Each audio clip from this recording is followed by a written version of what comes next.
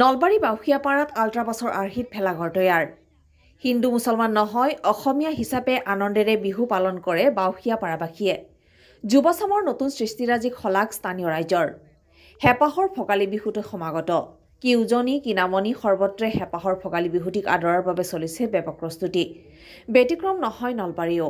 নলবাৰী চহৰৰ নিচেই সমীপত থকা বাউসিয়াপাৰা বৈশ্য চুবুৰীত ভোগালী বিহুৰ গঞা ৰাইজৰ ভেলাঘৰটো তৈয়াৰৰ বাবে চলিছে ব্যাপক প্ৰস্তুতি। সততে চৰ্চাত থকা গাঁওখনৰ যুৱকসকলে জ্যেষ্ঠজনৰ পৰামৰ্শমতে এইবাৰ আল্ট্ৰাবাছৰ আৰ্হিত সাজিবলৈ লৈছে এটা ভেলাঘৰ। আনহাতে ইছলামধৰ্মী লোকসকলেও উক্ত যুৱকসকলৰ পদক্ষেপক শলাগ জনাইছে। লগতে উল্লেখ কৰে যে হিন্দু মুছলমান নহয়, অসমীয়া হিচাপে বাউসিয়াপাৰাবাসী ৰাইজে পালন কৰি আহিছে হেঁপাহৰ ভোগালী বিহু।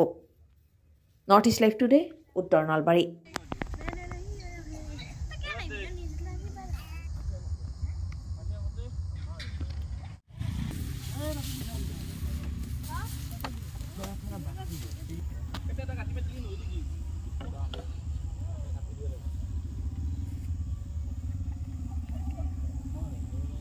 মোৰ নাম মোহাম্মদ মহিদুল আহমেদ।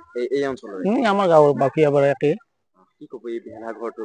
ভেলাঘৰটো মানে খুব ভাল লাগিছে। মই যোৱাকালি আহিছিলোঁ এইফালে, যোৱাকালি আহি দেখা পাই ভাল লাগিছে। ল'ৰাকেইটাক কৈছোঁ কি ধুনীয়া হৈছে। যোৱা বছৰো এটা ভাল বনাইছে, নতুন নতুন প্ৰত্যেক বিহুতে এটা নতুন নতুন কিবা দেখুৱাই আছে ৰাইজক। খুব ভাল লাগে ল'ৰাকেইটা, আৰু সমাজৰ কামত ল'ৰাকেইটা বহুত মানে আগ্ৰহী। আৰু বিহুত আহোঁ তেখেতকে আমাৰ দীপেন বৈশ্যহঁতৰ ঘৰত প্ৰায় আমাৰ বাৰ্থডেৰ পৰা আদি কৰি যিমান খানা পিনা হৈ থাকে পুৰা আমাৰ মানুহখিনিৰ লগত এটাই। আৰু দেউতাক আমাৰ অহা যোৱা কৰোঁ, তেখেতসকলে আমাৰ তাত ঈদ খাব যায়। অসমীয়া বাপৰে, আমাৰ অসমীয়া অসমৰ সকলোৰে কাৰণে বিহু। মুছলমান হিন্দুৰ কোনো তাত জাতিভেদ নাই। আৰু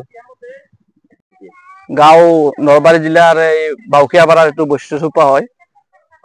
এতিয়া আমি মোটামুটি 10-12 জন লোকে ইয়াত কাম কৰি আছো দিনে নিশাই। আৰু ইয়াত মোটামুটি বাঁহো খৰচ হৈছে বহু।